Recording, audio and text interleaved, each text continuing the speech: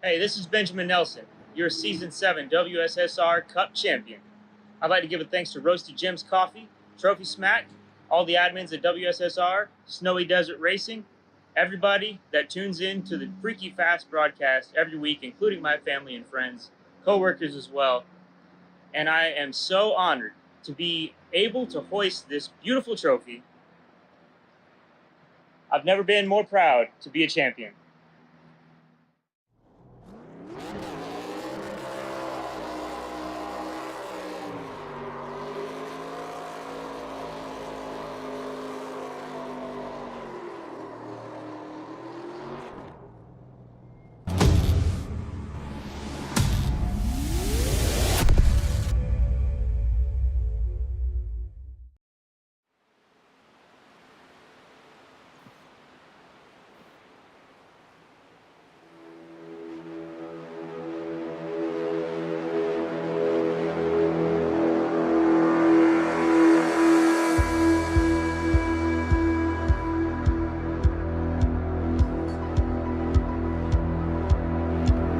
Welcome, ladies and gentlemen, to Freaky Fast Broadcasting on your Wednesday night. Tonight, we get ourselves prepared for some playoff racing action. For the first time in 2024, it's the WSSR Roasted Gems Cup Series Season 8 playoffs begin. As the round of 16, the first race of this round about to get started as the field gets done with the regular season last week. But tonight, it's the Freaky Fast Broadcasting 200 at Darlington to start out the playoffs, as well to be the conclusion of the Triple Crown Racing. These drivers have been doing a small little event in the middle of the season to get drivers racing for, where it's a competition between Brian P. Johnson and Benjamin Nelson between themselves. They'll keep track of that as the drivers, but for us, it's all about the points on who's running for the playoffs, because 16 drivers have entered into this round ready and wanting a championship for Season 7. We're happy to give you all the coverage again here on Freaky Fast Broadcasting. My name is Sam Dyer. Joining me up in the booth is going to be Justin Malarkey. Justin, kind of had a weird week last week where we had some internet issues pop up, but the finish was incredible, where Benjamin Nelson was able to grab his third win over Christopher Norris, and a little bit of drama entering after the fact, with us now starting the playoffs. A little bit of drama last week, but this week's going to be all about the action. The 16 drivers you mentioned, 16 individuals have a renewed hope of hoping to get to that championship final race and win the championship, take home the trophy, doing what they need to do. Tonight is going to be important, though. You do not want to start off with the penalty, don't want to start off with the wreck, don't want to start out behind the 8 ball, as they say. No, you do not. There's a few drivers of note that we'll touch on in a few moments of those 16 drivers that are running for the playoffs. But first, let's go down to trackside and get ourselves started to grid up, because qualifying is currently underway. These drivers are given 5 minutes to put down their fastest time, and already first laps are being put down. We're given a total of 5 minutes, 2 laps in total to put down their fastest lap, but if they hit the wall or find themselves driving on the apron, they will be finding their lap being invalidated. So everyone's going to try to keep themselves pointed straight. As we take a look at one of the drivers that's in the playoffs, that's Brian McCann, and this 8 machine comes in 7th in points after the reset of the points. And right now, this 8 machine, one of the favorites to watch out for, hoping to move on to the round of 11 after these first 2 races of the playoffs. We've seen Brian McCann all year have speed, be up front often. I think he's going to be doing that in the playoffs too. Tonight could be one of those nights where he gets up there and gets that win too. All past winners of this race here at Darlington not going to be racing in tonight's race, but we do have a past pole winner. That's Benjamin Nelson, who's going to be probably the favorite to watch out for here for qualifying. That 79 is bouncing back and forth between himself and John Forbes for the fastest driver during practice. Those are probably going to be my 2 favorite drivers to watch out for. Speaking of which, there's John Forbes topping the board. Another playoff contender. It's the 24 of Ali Fonseca on track and hoping to put down a fast lap here, as underway with lap number 1 is the 24 machine. Speaking about the fast lap, it's going to be really important tonight to get those fast laps. You want to get the qualifying speed down, because if this race goes caution-free with the less cars we have out there, you're not going to have the time to make up the field if you're starting in the back. You want to be up front, get in there and get the nice pit stall selections, not have to worry about anyone being in your way going down pit road, because that could be also very important tonight. Last season's driver that led the most laps, it's Shane Darian in the 9 machine, led 42 of 148 laps last season. Currently for the 9, hoping for a chance to have another second opportunity for a championship. Was part of the final 6. Didn't get the championship last season. That went to Benjamin Nelson. But after the first lap being placed, Shane Darian going to be 3rd on the board currently with a 28.452. Going to be 77 1,000ths of a second off of John Forbes of the 9. Close to scrubbing off that wall, but that's exactly what you need. You got to be close, risk it all here in the Lady in Black of Darlington to get that extra little bit. But across the line, Shane Darian going to be coming up shy.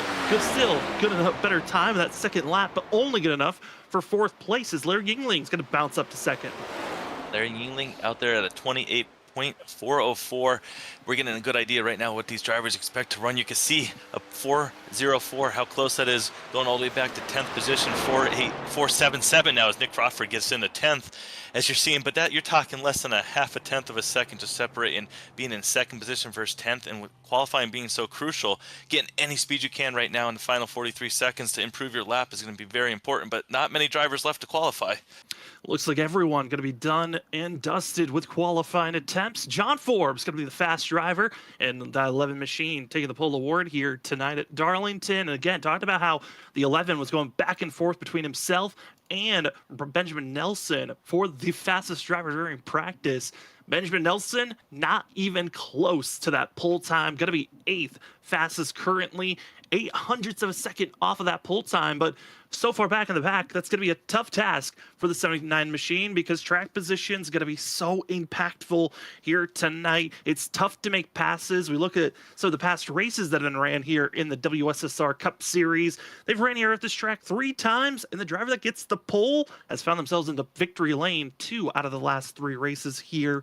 And also when those drivers won, they led the most laps and got into victory lane. But the drivers are now heading into warm-ups as qualifying is done, which gives us time to take a look at our standings coming into tonight's race, talking about playoffs and where the drivers are at. These point standings going to give you a much better picture of where the drivers are at because of the fact that they're actually, take it back, that we are not going to be able to take a look at the point standings. Instead, we will verbally let you know on where drivers are at, but you can see where the first and the last driver in points are. That's Brian P. Johnson and Cedric Hunter. Reason for some of these graphical errors that we're going to be having, iRacing had a major update yesterday. Kind of broke a couple of our graphics, and Justin, obviously our standings, one of those that got broke. But let's do a rundown of our 16 drivers that made it into the playoffs. Starting things off with your playoff regular season champion. Coming in with the most points, that's going to be Brian P. Johnson. Ryan Kelly's going to be 2nd in points. 3rd will be Benjamin Nelson with Zach Hall 4th in points. 5th will be Larry Yingling. Shane Darian will be 6th driver who made the playoffs with Brian McCann, in 7th in points, and 8th in points is going to be Nick Crawford in the 74 machine with 8 more other drivers that also made it in. It's going to be important for all those drivers you mentioned to do well, but unfortunately not every single one's going to be able to get into the top 5. You had so many names there, like we said, 16 drivers, not all 16 going to be able to finish in the top 5, but for those drivers down in the bottom range, in the 10th through 16th, their goal tonight is going to be gain as many points as you can at Darlington. It's a tough track. Don't get up into the wall. Don't cause any issues with your car. Get a nice top 10, and you should be able to beat some of those guys and get into next week's race, and hopefully you'll be able to advance. Those other drivers that made it into the playoffs, Ollie Fonseca made it in, Ken Campbell, Cedric Hunter, Douglas Newbigging, John Forbes, Brian Noel, Christopher Norris, and the last driver that made it in officially on points was Kyle Heath.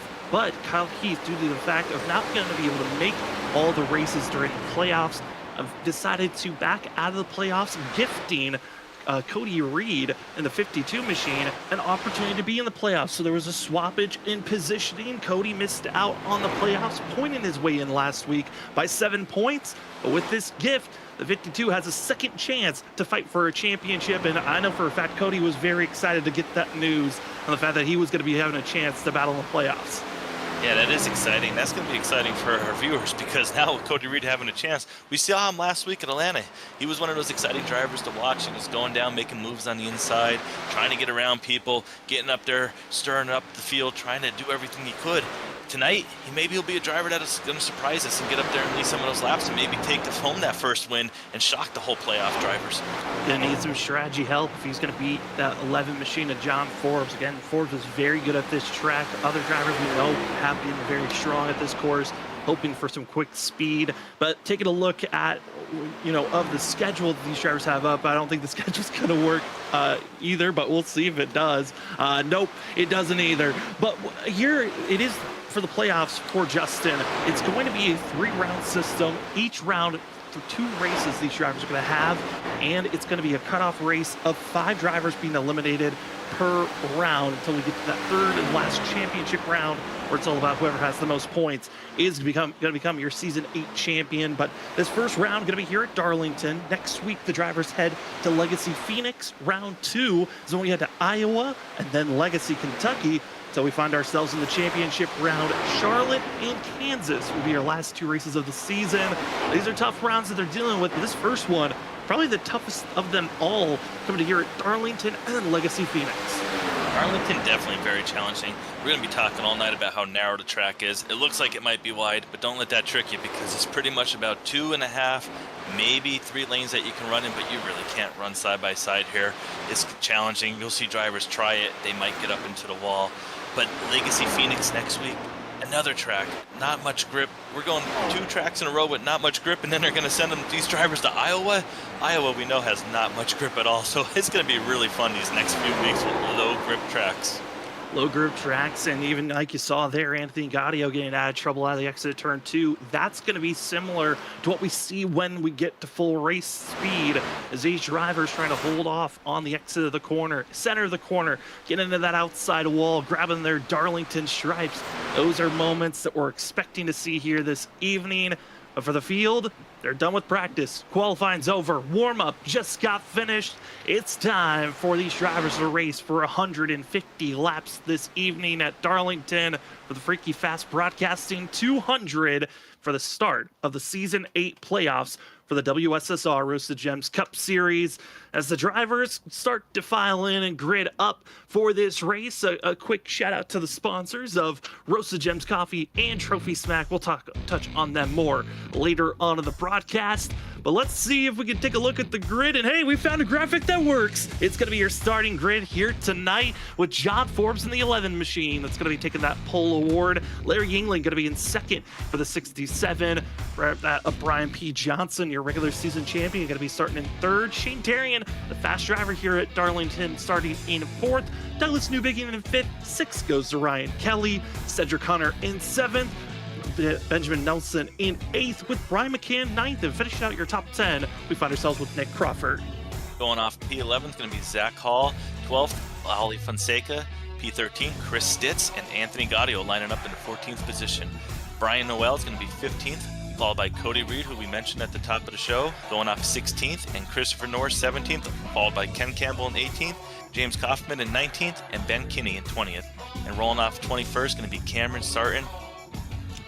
Cameron Sarton going to be that last driver in line, as well as going to be seeing the 29 of Anthony Gaudio given an end-of-the-line penalty, and Cody Reed after incidences at the end of last week's race at Atlanta. Some big wrecks that penalized some drivers, and as well Ben Keeney going to be sent to the end of the line. So 3 drivers going to have a lot of work to get done before the night is over for themselves. But for tonight's race, 150 laps, no fast repair, no competition yellow, 5 sets of tires in pit road, and that fuel window going to be the big thing to touch on. 51 to 53 laps on fuel.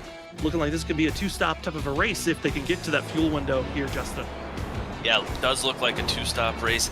Just looking at how small this field is, all our viewers remember the first couple of weeks we had drivers hit 30, 35 cars. Now it's shrunken, and that happens.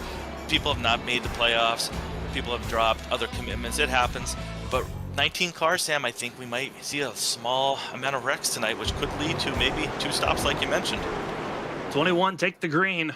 and ready for racing action here tonight, as we will have that day to night transition this evening as they enter the restart zone. John Forbes, Larry Yingling, the start of the Season 8 playoffs for the WSSR Roasted Gems Cup Series is underway as they roar down into turn number 1, already side by side. Larry Yingling with the better positioning as the 67 gasses it up. Forbes tries to battle back as they stay side by side on the backstretch.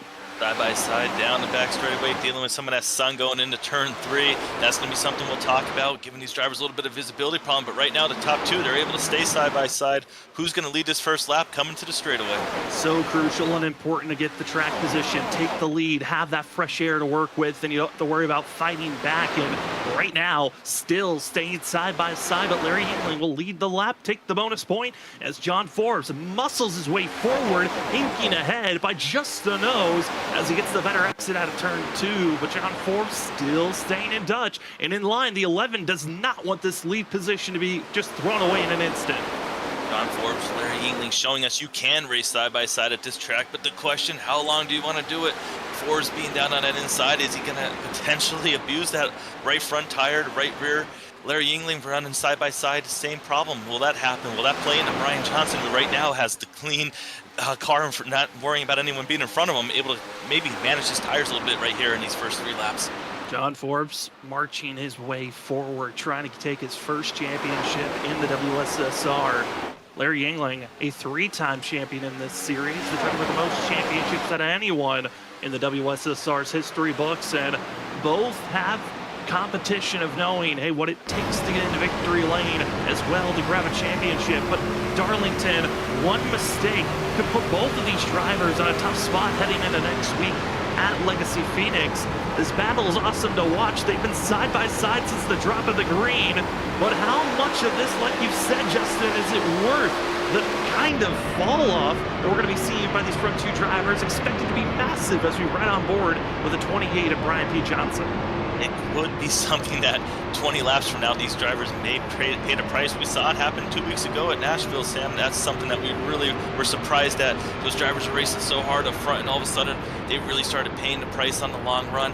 If this race does stay green, like I'm potentially expecting it might, will that be something that these drivers fall back in these top 2, having battled so hard in the beginning? And Brian Johnson right now, he's settled in. He might be looking to make these moves in 10 laps, get around those guys.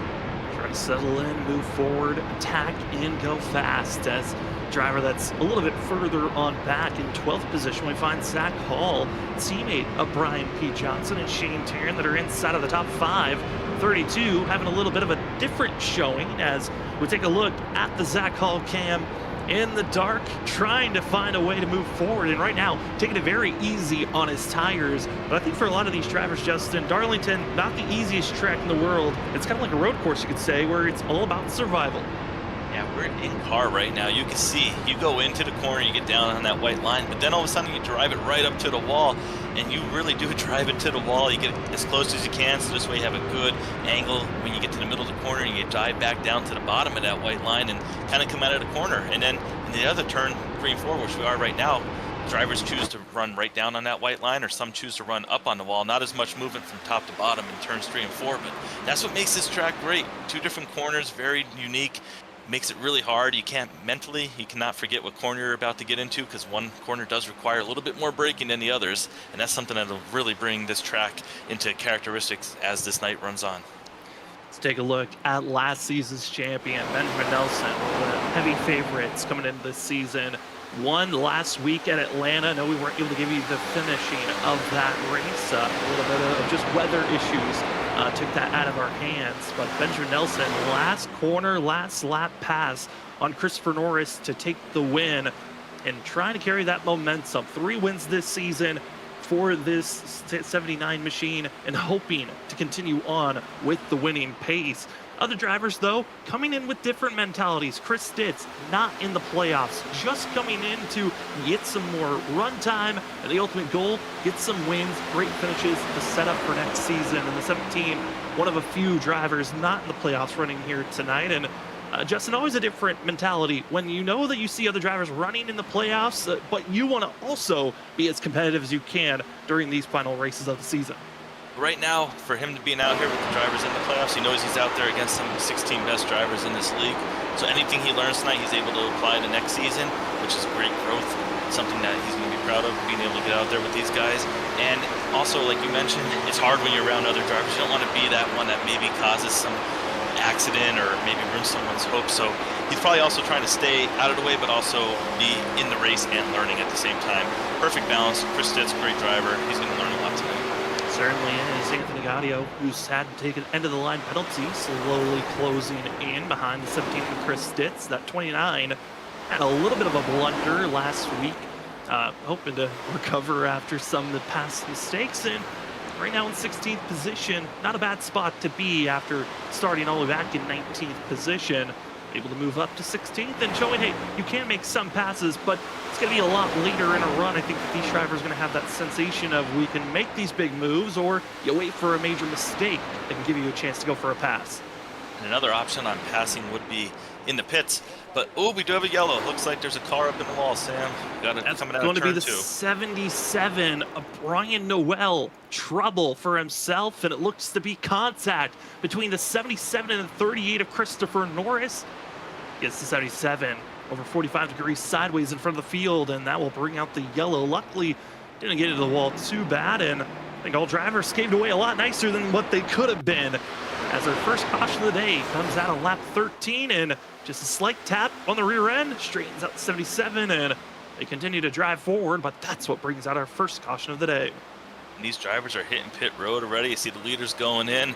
They have the sets of tires to use. We thought maybe there wouldn't be too many cautions. So far, there's one. So these drivers definitely want to go in and get. Oh, Douglas Newbigging spins out on pit road. Not sure if there was contact there, Sam. Douglas Newbigging, a slight issue as coming into pit road, just too much speed carried in and locked up the tires right when he was coming near the water barrels. We've had past drivers have mistakes running into those water barrels in past broadcasts here at Darlington. First one that comes to mind is Cedric Hunter. I think almost a year ago to the day, running into the barrels in our truck series on Monday nights. And we've seen plenty of drivers, even during green flag pit stops, have their troubles here at Darlington as 4 tires and fuel for the field as they take off, run away. But Douglas Newbigging, who was driving in in 5th at the timing of that yellow, now going to be sent basically to the end of the line because of that spin that he just had. I think it's very important that he was able to get in there and not do any damage to the car. But you mentioned those water barrels. You kind of don't see really those water barrels because of the way the wall is, and you're so far down there until last couple seconds getting into the pits. And if he was down there maybe changing his tires or selecting some fuel strategy on his own, maybe he just kind of lost focus and jumped on the brakes there and looped it around. But unfortunate incident for him. You mentioned running in the top 5 position, now going to go way back. We'll have to see if he's able to get it back through his field. As the field is catching up to the pace car, it gives us time. Weren't able to do this under our warm-ups. We could do it now, and that's shout out our sponsors and do a lot more of a helpful read. If you haven't heard of our sponsors that help out here in the WSSR Cup Series, well, welcome to them. If your first one could be our title sponsor of Roasted Gems Coffee. If you need help waking up in the morning and starting your day off right on the right foot, well, go on over to roastedgemscoffee.com today and use the promo code WSSR for 5% off. They've got incredible different blends, such as their fan favorites of French vanilla, Cinnabon, and so many more of their high-quality blends that you can get today. Elevate your coffee experience with Roasted Gems Coffee. Thank you so much to Roasted Gems Coffee, as well to Trophy Smack. If you're trying to find yourself a trophy, if you're looking for fantasy football, fantasy sports, I know baseball's coming around. Some people have fantasy baseball sports, or if you're in the iRacing world and you're looking for a trophy to give out, Trophy Smack is your place to go, where championship rings, belts, trophies, and more all can be selected at trophysmack.com, customly made for your own design or pre-made, all for you. And when purchasing, remember to use the promo code WSSRSMACK for 10% off on all purchases. Thank you to our amazing sponsors that help out here on a Wednesday night. But Justin, early little stint, 13 laps. We got to see the great racing for the lead. What are you expecting now after we got that little preview of our first 13 laps? We saw the 11 and the 67 battle for those first 3 or 4 laps side by side. We were worried maybe it would do some tire wear on the 11, but once he got that clean air and got out front, he really started opening the gap. I know we only got to about lap 13 or 14. We're expecting longer runs, so we will keep an eye on how the 11's able to manage those tires over the long run, but so far he's shown he's really got speed. Yeah, John Force really does have that speed. Interesting call, though, switching it up. Tried the inside lane on that first start of the race. Now going to take the outside row is the 11 machine, and we'll see how this is going to help out John Forbes as it helped out for the 11 machine on that last restart. And let's take a look at the John Forbes cam on this restart. How does John Forbes focus and set up as the pace car pulls off into pit road? We wait for them to enter the restart zone. Thank you again for joining with us here tonight on your Wednesday night coverage of the WSSR Roast to Gems Cup Series playoff race number 1 of the round of 16. And we're back to racing action. And John Forbes, a much better launch than that initial one at the start of the race. John Forbes does not want to get side by side like he did earlier. He's going to take the lead, gap the 67, maybe a car length, maybe 2 coming out of turn 2. Brian P. Johnson going to stay in 3rd, Shane Thurian in 4th, Brian Kelly going to be the top 5 going into turn 3. Those drivers all in line very quickly, recognizing how important it is to save those tires. Don't want to be side by side for very long like we saw at those first 5 laps of this race, but one driver bounces the inside. It's going to be Ollie Fonseca in the 24. Not enough momentum to really make a pass as they stay in line. We saw that first caution come out. Slight contact between Brian Noel and Christopher Norris, and I think that might be the same contact we're going to see a lot here tonight. We bring out a lot more cautions. Is that missed timing on entry of corners? Yeah, the timing is very important. Drivers maybe getting on the brakes that want to run the higher line versus the lower line going into turns 3 and 4 could be something we'll keep an eye out, especially as drivers, if they start wearing these tires out, have to back up that corner more. Other guys maybe who save start getting into the corner a little deeper, misjudging the brakes, could be an issue. But here being lap 20 with that caution coming out, Sam, one thing we're going to have to start thinking about later on in this run is we were thinking hit at 50, 100, and you were done. But now with that caution, it kind of throws a curveball into opening up that window of drivers maybe choosing to pit maybe in 35, 40 laps versus 50. Get those fresh tires, get the rubber, lay down those fast speeds, and try and pass some cars that are in front of them. Trying to make a pass as we ride on board with the 8 machine of Brian McCann. McCann trying to figure out how to cycle forward. He's got 17 who has to back off. And Zach Hall really taking it easy for that 32. And the 8 loving that type of a check up off the exit of the corner because it gives the opportunity and a pass to the inside as Brian McCann makes the pass. So you can see those hands working and happy to make that pass as cleanly as he did. And now the next driver in line is to go catch that 32 is Zach Hall. Best feeling at Darlington is making a pass in 1 lap and not having to be side by side and run different angles and heat your tires up. Great job on Brian McCann as he moves forward, now entering almost the top 10 as he's trying to get around the 32 in this corner, see if he's able to set him up. Not going to be able to set him up coming out of the corner, but he's going to try and get that run for the next corner. Yeah, trying to set up and, finding the timing. You can get a little bit too close to somebody on the entry of these corners. You're trying to have that perfect gap where if they make a mistake, you get the better launch off the corner. You can attack for these passes. And Brian McCann, once again, the exit of 2 seems to be the powerhouse spot for the 8 machine, but just not close enough to set up that pass going into turn number 3. They'll stay in line for now. But as these drivers continue to make their march forward, some of the biggest movers so far here tonight, Christopher Norris, you see dash to the bottom, and that Lids machine 38 in 9th place.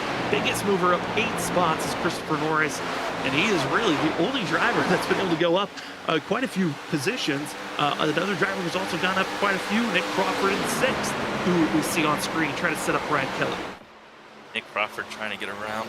Ryan Kelly going to maybe come out of the corner a little bit lower, see if he can carry that momentum down the straightaway. But you saw the car just get that little slight twitch so hard. You get down there on that banking's a different angle. It just makes the car get a little loose. Was not able to do it. But right here, going to enter low, slide up to the wall like we talked about. They're going to turn that car back down to the bottom. And you can see the 74 is driving good. He's going to carry good momentum, just not close enough getting into turn 3. Not close enough, but we'll stay where you're at right now. Just outside of the top 5, not a bad place to be. 24 laps into this 150 here tonight. And we're still early in this stint since the drivers came into pit road 10 laps ago. So you'll take this little positioning that you're in right now, still 2 seconds off of John Forbes as well. Again, you're racing more of the track than you are your competition, but Crawford, another great launch, and he'll take that opportunity, bounce it to the inside, trying to get to the quarter panel of Ryan Kelly. Kelly stays high as Crawford marches his way to the inside groove. 74 going to run the low line here, trying to get alongside the 3, coming out of the corner, just not able to keep it down there. You see the car sliding around, coming out of the corner. That's just rubbing those tires. It's so hard. This track is slippery. 74 is doing a great job, just not able to complete the pass. It's hard when you get down on that inside. You got to turn a little bit more. The 3 had that preferred line up on the outside. Just a very hard track to pass at. As you see, as this gives us a great angle, those guys coming out of turn 2, how close they get to that wall. Driver ahead, getting close to the outside wall. Shane Tarian almost brushing the wall on the entry of the corner, and that's, you know, seeing drivers almost brushing the wall on entry, center, exit. There are so many places where you don't want to touch the wall, but it's almost inevitable to happen at some point. These drivers getting so close. I mean, the term, the Darlington stripe, I mean, Justin, it's known that these drivers are going to get it in the wall. The question is when and where. When you get into the wall, you just hope it's at an angle that is able to get you off the wall as quick as you hit it, because you don't want to get stuck up into the wall and lose valuable time or position, or worse, get some real damage, be in the pits. Night can be over if that happens. But right now, John Forbes is up there leading this race. He's not having any problem. He has it almost up to 8/10. They had it down to about 6 for a lap or 2 there, but he was able to pull right back away. But the driver coming, Ryan P. Johnson, he's getting close to Larry Yingley. As you see, right out the front of Shane Tarian here, Brian P. Johnson right there with the 67. If he has any issue, he's going to be looking to take over second position. Yeah, Shane Tarian looking good in the 9 machine, pushing his way forward as close as he can.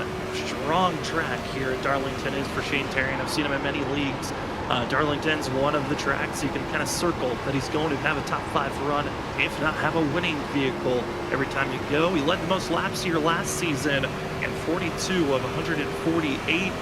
Hoping to get up front at some point here tonight. Still very early on in this race currently for these drivers, as second, third, and fourth are slowly closing in on one another. John Forbes up to almost a second ahead, but like you said, Brian B. Johnson really hounding that 67. But Addy has set up a pass. It looks like you do just like that. Get a better center off the exit, and Brian putting the pressure and trying to go for second place, but just could not get the exit speed, had to back out. Otherwise, he would have wrecked both of themselves. And the biggest fear for the 28 right now is when he makes a move like that, if he's not able to complete it and Shane Tarian is able to jump to his outside, could he potentially lose spots? Look at those drivers all lined up behind him, ready to pounce if the 28's not able to get around to 67. But the 67's thinking the same thing. If I lose a spot here, these guys are all going to be right behind me. I might drop back to 6th, 7th position.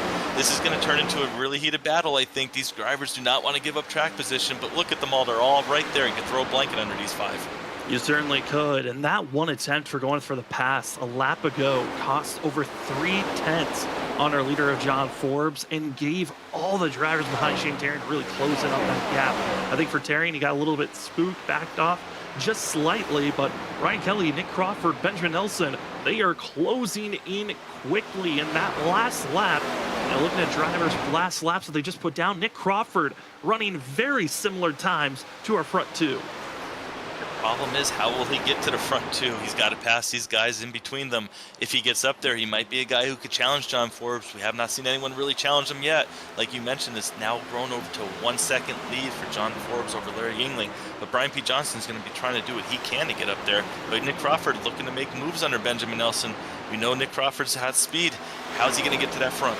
It's another failed attempt for a pass that sets up the driver behind you to take advantage. And once again, falling backwards. And for Brian P. Johnson, this is a crucial pass. Needs to make it cleanly, trying to slide up, but not able to. And Larry Yingling backs off for a quick moment. That's the positioning, the time. Shane Tarian bounces low, but that little wobble hurts the 9's momentum, and it might help out Larry Yingling to stay in this position side by side. The outside lane's going to have the better spot of keeping themselves in the throttle, but Ryan Kelly right on the 9's back bumper. They keep it together and then continue to drag race their way forward.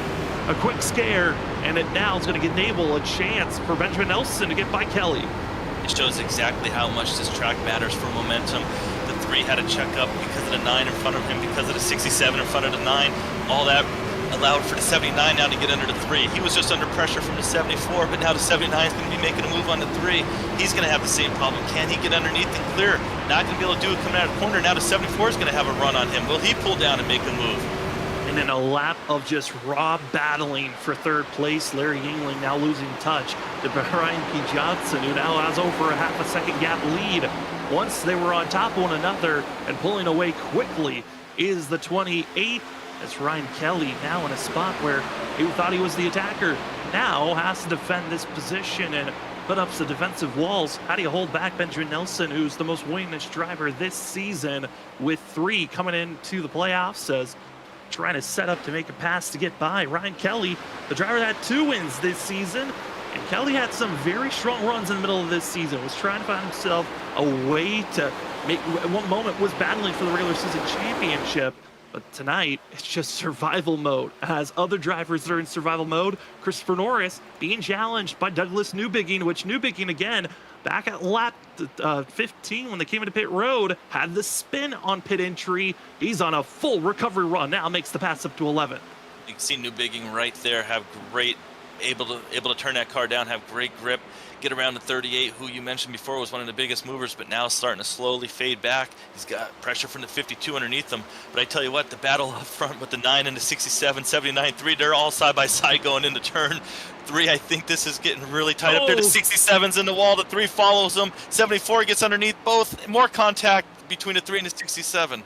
And they somehow keep it pointed straight, but Larry Yingling, Ryan Kelly get the worst of it, and now this could be hurting Ollie Fonseca, who's going to have to be trapped, leaning off. Zach Hall, and as well the 8 moves forward, and Ollie going to give the tap to Larry Yingling. Yingling just doesn't have the grip. Ollie saying, "I'm sorry," over the radio, and the 67 went from battling for second, now outside the top 10. He might be outside the top 15 once this cycles all the way through. Wow, Larry Yingling, we know he's one of those drivers to watch. He has so much speed, so much talent. Just unfortunate incidents there. You can see the damage in the front of the car on the right front tire. You can see the left front. He gets in again. No way. 77 gets into him. Noel tries to hold on, and we somehow still stay green. And Larry Yingling went from being battling for second to now being the second to last driver on the lead lap and dealing with even more damage for himself. And went from being just within a second of our leader to now 10 seconds off of John Forbes. Just a complete fall-apart meltdown, and that just shows how difficult Darlington is when everyone's on top of one another, and it can go from bad to worse very quickly. It's just crazy. Larry Yingling had 1 drop of blood he put in the water, and those sharks pounced on him. They ate him up, unfortunately. They just did him as the 24 gets some contact from the 38 coming out of the corner. These drivers are really running out of grip here. But going back to Larry Yingling, you have to feel for him. We know he has so much talent. As the 38 gets clipped again, he's hard up into the wall. The 24, oh no. Big damage on the 38. And Christopher Norris now has to be careful because he's in a similar spot that Larry Yingling was just in, where drivers are closing in with so much momentum that you can be ran over in an instant and lose even more time and touch of where you once were. And Christopher Norris went from being our biggest mover to now exactly where he qualified here tonight. And not happy over the radio is Christopher Norris, but he'll just give up the spot to Chris Ditz, settle down, try to save these tires, knowing that we still got a long race to go as the field tries to find a way to take a breath, but it's difficult. Ryan Kelly now under fire from Brian McCann as McCann goes down low. Zach Hall, Douglas Newbigging. What patience will be shown here between these 3 drivers as they try to get by the 3? Zach Hall, one of those drivers who was really taking it easy in that first run. We saw the camera angle. He had nice distance as it looks like the 52 got up into the wall coming out of that turn. That's going to stack the field up. These drivers are really struggling for grip right now. The nighttime temperatures are not giving them the grip they were expecting. The sun has gone down, but still struggling for grip on this old, worn-out surface. It's a lot more of just the tire heat also mounting up, and there's just so much wear and tear. The drivers that were protecting their tires really being rewarded right now. Zach Hall, the biggest one so far, and our front 2 of John Forbes and Benjamin Nelson are in a comfortable spot. But watch out for Anthony Gaudio, Ollie Fonseca, Cody Reed. This group is so compact. You can just tell one little slip up and there's going to be at least 2 to 3 drivers caught up in this mess as other drivers that have fallen backwards. Ryan Kelly, the other battle we were watching before we fell backwards, he's lost over 2 spots, but we have to keep our camera here because a mess is looming right now. These drivers are all over one another. Like you said, the mess is looming. Anthony Gaudio's leading this parade. He just wants to get away from these guys. He doesn't want to be the next victim of these drivers all on top of one another. But 1.1 seconds, Benjamin Nelson, he got up to second during all this chaos. Brian P. Johnson fell back to fourth, not getting close to John Forbes yet, but Benjamin Nelson, someone will have to keep an eye on that ticker. As he gets down, it looks like another car up into the wall. Heavy contact, gonna be able to pull it off, maybe get it right. It looks like that was Cameron Sarton up there. Wow, yeah. Sam, this race has turned into chaos. I mean, Darlington's just showing itself. I mean, this is the Lady in Black. It's a tough track to hold on to, and everyone's starting to feel the pain. 32 laps on this stint for these tires. The field is just trying to hold on the best that they can, but that 99 again, Cameron Sarton, the most recent driver, getting to the outside wall. He'll fall back to 17 in the grouping with Christopher Norris and Brian Noel, but Cedric Hunter, he's in the middle of this mess, but the 13 has been very confident on these passes and moves, and once again, trying to slot his way forward is the 13, side by side with Cody Reed, and finally going to be clear of the 52. As pink on pink action, it's the 13 that's running well currently. Cedric Hunter showing you all that speed he had, able to complete that pass and still gain on the car in front of him, which is very impressive. He's going to try and get under the 24 coming out of this corner. He's got tremendous speed, Cedric Hunter, right now. He's got long run speed figured out in this car. Unfortunately, he is far back on time, but if he can make up the time, he could be a driver to watch out getting into that top 5. But I tell you what, up front, John Forbes is getting about to be under pressure from Benjamin Nelson. He's got it down under a half a tenth, down to maybe 3/10 coming out of this corner. John Forbes is going to see our first pressure from a driver now 50 laps into this race almost. Benjamin Nelson, who got the pole last season, was hoping for tonight to be a better run. In the wall is going to be James Kaufman, who goes now 2 laps down for the 25. It's been a poor start for Kaufman, who was caught up in a lap 2 incident between himself and Cameron Sarton. And 25 just hoping for some caution flags to get back on the lead lap. But for these drivers up front, the 11 of John Forbes, Benjamin Nelson, I mean, this is the battle we were excited to watch here tonight. When was it going to finally show its head? And it looks like for John Forbes, he pulled away, but the gap wasn't big enough. Benjamin Nelson protected the tires, and now showing that his mark of he's trying to set up this inside pass, but John Forbes just not enabling it currently. These camera views are showing exactly what Benjamin Nelson is able to do better that John Forbes can't right now in this long run. The 79 of Nelson's able to turn to the bottom, get down there and carry the speed. The 11 slides a little bit higher. Right here you're seeing the 79 is able to hold that car a little bit better, but 11's going to gap him here, but 79 gets it right back coming out of the corner, pulls down to the bottom, putting a lot of pressure on the 11, really trying to make him overdrive this car right now. The 11's got to be careful. It's still early in this run. Does not want to risk getting up into the wall like we've seen other drivers. Trying to find that better exit speed is the 79 of Benjamin Nelson, and Nelson gets a little bit too much, gasses it forward, and that big slide's going to be costing on time.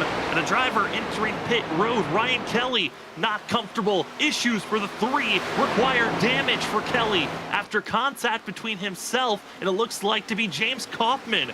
Ryan Kelly's race looks to be over as he's forced into pit road. You saw the damage on the front end of his car. Not what he wants. That's not going to be good for him. We know Ryan Kelly has great speed. He can make it up at Legacy Phoenix next week. But tonight, that could be problems if he's not able to get out there and get this car corrected before he loses too many laps.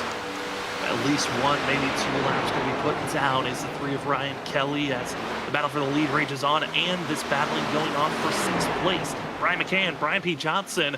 Johnson at one moment was up front battling for a chance for the lead, but now having to defend as well as he can as Brian McCann stays low, focuses the 8 machine down in the center of the corner, trying to get set up and will try to be clear and will be clear of the 28 off the exit of turn 4. And Larry Yingling, who just continues the struggle, is going to stay low and going backwards.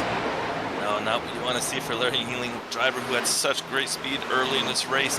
Gonna have to hopefully get it figured out, get tires on this car and get everything straightened out. But right there you see Brian McCann get a little slide coming out of the corner. But I do want to talk about Benjamin Nelson not able to get that pass around the 11 yet. Still trying hard though. Look at that going around there. He's just trying everything he can, running different lines. But Shane Therian coming in, getting closer. Shantarian's coming in. Also, different pit stop strategies. Nick Crawford, Christopher Norris hitting early. Both have entered into pit road. No required damage for either of them. This is a strategy call for the 74 and 38, as well as Brian Noel has now entered pit road. A couple of these drivers only going about 40 laps, not feeling comfortable pushing it out, but they are inside the zone to still turn this race into a two-stop. They're just going back to their original plan of pitting around lap 51 to 53. Sam, I'm getting excited. I got to tell you, before we were talking about Zach Hall about 5 laps ago, we said how much he was saving his car early in the run, but I looked, he was 4.5 seconds back. I'm thinking, how's Zach Hall going to get up there? Now, fast forward 5 laps, he has it down to 1.7 seconds, as now we got a battle for the lead. That's going to slow these guys down even more, give Zach Hall and Shane Therian a chance to get up there. They're all going to be right there as Christopher Norris is behind him on new tires. This is going to be very interesting for these guys. They continue to stay side by side, and Christopher Norris just not unable to go for a pass here and try to unlap himself. And now has to stay 2 laps down until our leaders can figure out who's going to take that lead position. For now, it's Benjamin Nelson conquering and making the pass. John Forbes trying to go for the crossover move, not able to do so. And now for the 9 machine of Shane Therian, he wants the 38 to tackle and go forward. John Forbes, though, making the call, pit stop for the 11 machine.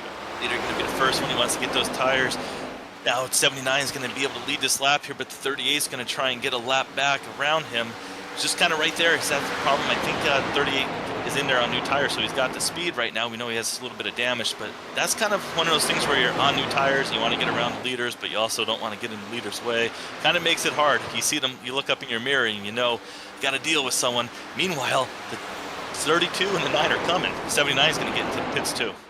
Into pit road, it's going to be the 79 of Benjamin Nelson. Now Shane Therian and Zach Hall, they'll battle for the lead as they continue to fly into pit road, as the drivers did not stretch it to that lap 15 marker. I think I was expecting a lot more drivers to aim for. Instead, they're going to be pitting earlier than I think a lot of these drivers expected, about 9 laps to around 10 laps sooner than expected. But Zach Hall showing the speed, willing to attack and move forward. As for the lead, the teammates swap, and it's Zach Hall now in the lead position. Wow, Zach Hall has such great long run speed. That's why he doesn't even want to think about hitting pit road, because he knows that he's going to have the tires later on when these guys don't, and they're still going to have to run 50 laps to get to 108. So eventually you're going to have to run 50 laps. So Zach Hall's choosing to do it now, because if you do 50 now, it gets to 108, and then you only got to do 42 over that final run. I think I'm getting way too far ahead of myself though here, Sam. Yeah, the goal is, can we even make it on green, I think, at this point, because we've seen so many drivers on top of one another. We've had about 4 or 5 encounters where we could have had a yellow flag come out. It hasn't yet, but I do have an update for Ryan Kelly in the 3 machine, who got caught up with an incident with the lap down driver, James Kaufman. Ryan Kelly currently 4 laps down, had to stay in pit road for over a minute and 30 seconds to get repairs done. It's a tough pill to swallow for the 3. He's going to need a lot of cautions to get back into this fight. Yeah, that's not what he wants. We hate to see that for Ryan Kelly. He's going to be a driver, though, that will be so fun to watch next week, because he can easily go out and dominate Legacy Phoenix, get the win, get all the max points, and get right back up there in the thick of things. So don't count him out by any means, even though he's had problems here in the first night. As you see, the 52 not going to be able to get under that orange cone that was sticking out there. That's going to be a penalty, Sam. I believe that he should be good. It's just going to be a little bit wider than what he wants. A little bit of a scary entry, but able to make it his way forward, as Nick Crawford going to be able to make the pass on Anthony Gaudio, as well as trying to set up to get by Ken Campbell. The fresh tires, you can just see just running so much faster, running about a second to about 0.8 faster than drivers on old rubber. And you're just seeing the amount of speed that can carry forward. And John Forbes trying to get by Anthony Gaudio. Gaudio running the preferred lane. And the 29 going to lose a lot of time there for those passes. It's Cedric Hunter trying his best to close in on Brian P. Johnson, as Zach Hall and other drivers have already made their pit stops. We still have a total of 6 that need to hit pit road. And if a caution does come out for those 6, look at all the cars a lap down. That could change so much, because these drivers will go in, get their tires. They're going to be on fresh tires and have the track position. So right now they're hoping that someone is able to cause a caution, but right now this race stays green. Into pit road going to be now Ken Campbell, Chris Stitz, leaving us with a total of 4 drivers that still need to hit pit road. Brian P. Johnson, Cedric Hunter, Anthony Gaudio. and as well Douglas Newbigging, the last to pit. Let's go 3 wide for battling for the lead position, and lap cars trying to lap themselves with fresh rubber. John Forbes, Nick Crawford, they make the pass, and that was a sketchy spot to be. You don't expect to go 3 wide here at Darlington and for it to stick and work, but it did for that quick moment. And he did what he needed to do to get around those cars and gain max amount of time. The 79, he's not through those cars all yet. He's got to get around them, maybe one more. Looks like it's Brian P. Johnson he's going to have to get around. But Forbes right now, he's got the lead over the 79. Got in there, he got into pits about 2 laps sooner. So the 79 is going to have to do all that work again to catch the leader eventually once these pit stops cycle through. Trying to march his way forward as Cedric Hunter enters pit road, as well as Anthony Gaudio into pit road. With pit cycle cycling all the way through, we will be giving the lead back to the 11 of John Forbes for himself. And also having the battle of Nick Crawford trying to stay close behind, as well as the 79 of Benjamin Nelson closing in quickly. Cody Reed trying to unlap himself and get back onto the lead lap if possible here. As the field continues to rage forward, we will step away. When we come back, we got more racing action for you. This is getting hot and heavy, but our first pit cycle is done for tonight. One more pit cycle to go before the race is over. Your top 5 currently going to be John Forbes, Benjamin Nelson, Nick Crawford, Brian McCann, Shane Terrian for themselves. But when we come back, expect more pit stops, more racing action. It's going to be a good one, and we'll be back right after this.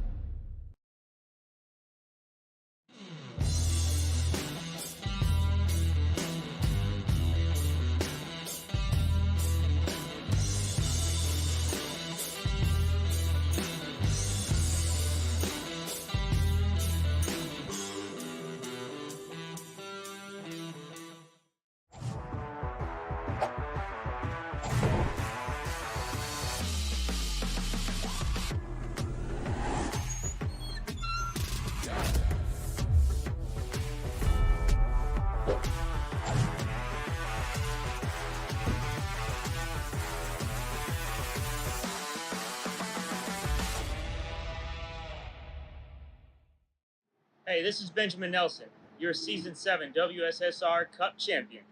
I'd like to give a thanks to Roasted Jim's Coffee, Trophy Smack, all the admins at WSSR, Snowy Desert Racing, everybody that tunes in to the Freaky Fast broadcast every week, including my family and friends, co-workers as well.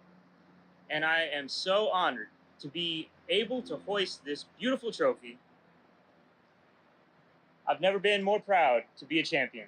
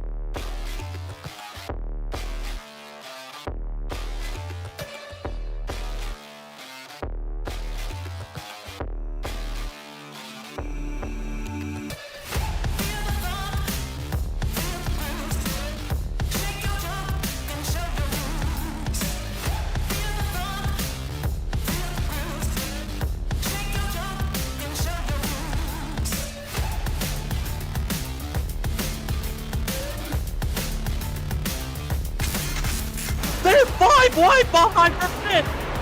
Oh my, the 5 wide here, this ain't gonna work. They make it last, bumping and banging to the end. They're beating banging for the lead. Sora still with the shot here, coming off a 4.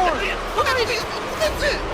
It's bottom line, here it comes. I know Carter gets wrecked. It's gonna be that Nick Crawford. The 74 gets through somehow, and they just completely demolish one another. Trinity diving down low, drifting up, trying to be the stealer. Here he comes, Cedric Hunter. He does it. He steals it. But he somehow drove it into the corner to wreck it. Oh, they wrecked.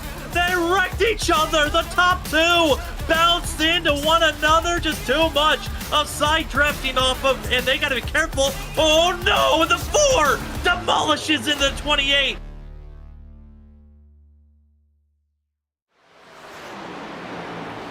Welcome back, ladies and gentlemen, from the commercial break. If you're just joining us, we've had one caution that came out at lap 13. And currently, this field is having themselves clean and green race and just got finished with our first pit cycle pit stop. Drivers are expecting to be pitting once again around lap 102 to around 108 for their final pit stop of the night. Some drivers might go a little bit further if they decide to stretch out their fuel that long.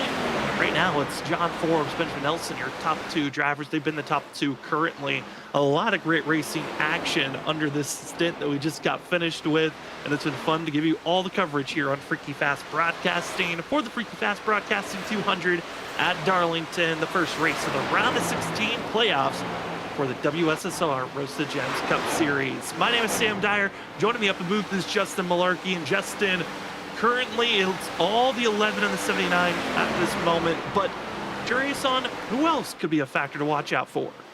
Who else will be that driver that steps up, enters the top 3? We saw right before pit stops, we had about 4 drivers get into the picture. But the problem is all different pit strategies right now. Some of these guys chose to stay out longer. They gave up a lot of time on old tires. Now they have the newer rubber.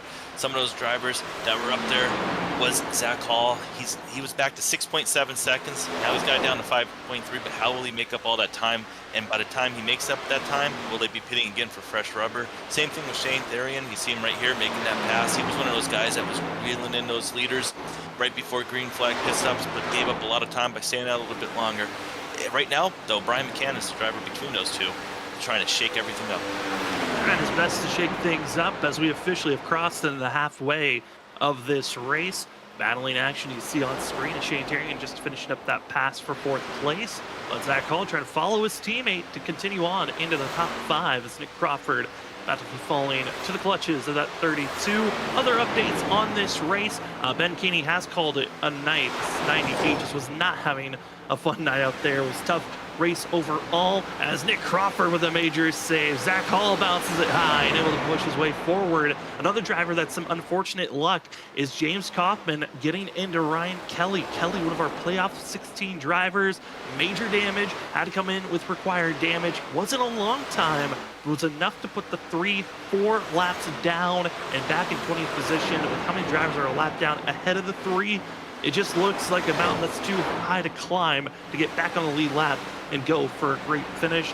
Looks to be too tough, but Zach Hall in a march now inside of the top 5. A lot of work to get done if he wants to climb up and battle for our lead. But speaking about our lead, that's the closest battle on track of John Forbes, Benjamin Nelson. Nelson is there here, Justin, as they go down into turn number 1. The rest of our top 5 wants to see these two drivers get up there and race side by side, maybe for about 10 laps, give everyone else a chance to get back up there, see if they're able to shake things up. But right now, the 79 coming out of the corner, you see both of those guys up on the wheel, driving, sliding those cars, going down into turn 3, the heavier braking portion. 79 is going to try and outbrake, get into the corner deeper, not able to do it though. The 11 is going to come out of here side by side as they're going to go down this front straightaways. You see the 11 get up there a little loose coming out of the corner. Both trying to give each other as much space as possible, but John Forbes using that outside wall. Nelson trying to slide up, was not clear, and now trying to gas it back forward, and they continue to slide back and forth on who's getting back to the throttle sooner. They continue to drag race into turn number 3.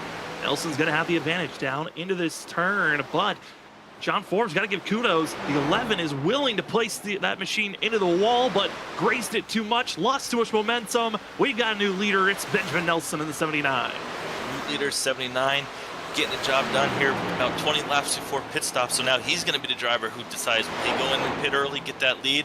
Will the 11 undercut him? That's something we're going to keep an eye out in about 20 laps. But in the meantime, those drivers back there in 3rd, 4th, and 5th, they were able to gain about a good second on those guys, just running side by side for 2 laps. In that battle for 3rd place, that's now the closest battle on track with Brian McCann, Shane Therian, Zach Hall on top of one another as our leaders are starting to close in on lap traffic. But Shane Therian kind of being the spearhead for the Carolina Reapers teammates of Shane Tarrant and Zach Hall, as Ryan McCann trying to wheel his way forward. Right now, the 8 machine up 6 positions from where he started. Same for Zach Hall in 32. As they continue to try to put the pressure forward, but just too much of pressure tires for Shane Tarrant. It's an easy breeze to the inside, and Zach Hall following in suit. Zach Hall going to follow him. The 9's going to be able to clear the 8 coming out of the corner. Not looking like 32 is going to be able to do it, but maybe getting down here, he's able to clear him going in right before the finish line there. That's very important. One less corner going side by side. These 2 drivers right now, if they want to get to the top 2 positions, they can't waste any time getting around people. Brian McCann, he had the speed there on the short run, but like you mentioned, starting to run out of tires a little bit here. Might be one of those guys that hits pit road at lap 102, like you mentioned. As Zach Hall now going to be trying to make the passes on his teammate. Has done enough work of making these passes a lot easier for the 32 machine, and being 3.5 seconds back, it's the push and the pressure to go forward. You see Christopher Norris down on the apron. First car 1 lap down. He's had a lot of troubles getting in the outside wall and being ran over by other drivers. And that same story can be said by about 3 or 4 other drivers. Douglas Newbigging has had his woes as Norris just too slow, trying to get out of the way of the lead lap drivers currently. Also Cody Reed, Douglas Newbigging, Larry Yangling. Those are some other powerhouse drivers that are finding themselves major damage, had to spend a lot of time on pit road, and they are a lap down or more so far here tonight, and it's just looking tough, and it's going to make next week very fun to watch. Legacy Phoenix, last race of this round of 16. 5 drivers will be eliminated, and already we're getting a clear picture of the drivers to watch out for that are in trouble heading into next week. Do not want to be in trouble going into next week, but as you mentioned, a couple guys tonight already having problems. Going to make it really interesting for next week.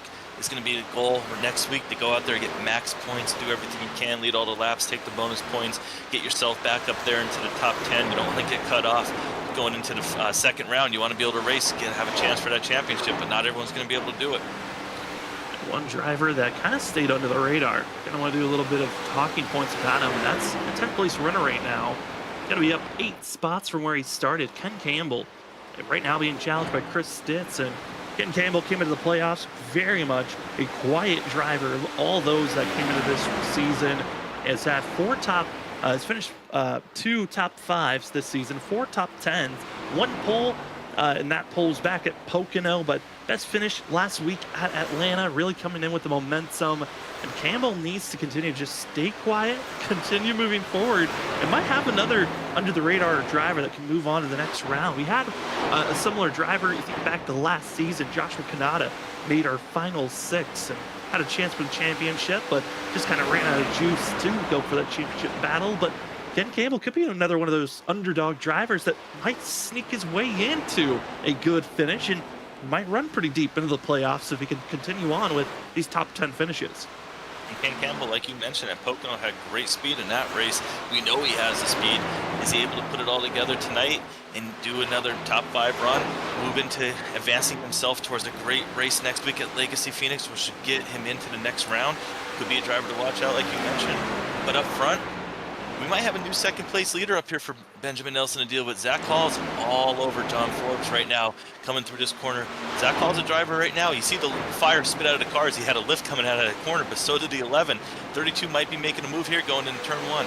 I mean, we were talking about it under our commercial break. Is Zach Hall a threat for Benjamin Nelson, or was it going to be John Forbes that really had the string to win here tonight? These were the top 3 drivers that we had circled up between myself, Sam Dyer, Justin Malarkey, and our producer, Robert Moyer Jr. have talked about, hey, who is the driver to really watch out for? Thought maybe John Forbes could hold off Benjamin Nelson, could be a driver to watch out for. Zach Hall was kind of your pick, Justin, of who could go for a chance to win here tonight, but being held off, this 11 is just placing himself in the right spot, and Zach Hall not getting the momentum off the exit of the corner right now. When the 32 caught the 11, it was 3.2 seconds. You can see up there, viewers, you see it's now 4 seconds behind. How much time in just 2 to 3 laps they lost by racing here. Benjamin Nelson's loving that. He's able to pull away, doing what he needs to do. But these 32, if he's going to make a move, he's got to get around the 11 soon. Doesn't want to risk losing any more time. Continuing to try to make the march forward. Zach Hall, that's the best run he could have asked for. Finally going to get to the inside quarter panel as they go down into turn number 3. Heartbreaking zone for the 11, but his lack of grip is going to give the chance to Zach Hall to have the launch off the exit turn 4. They drag race to the start-finish line. Nose goes to Zach Hall. Expecting the 32 to easily be gifted this position as Forrest backs out of that spot and just lets Hall drive on by. But like I said, how much time was willing to give up? Up to 4 seconds is the gap between first and second. Hall's got a lot of work before they think about pit stops in the next 10 laps.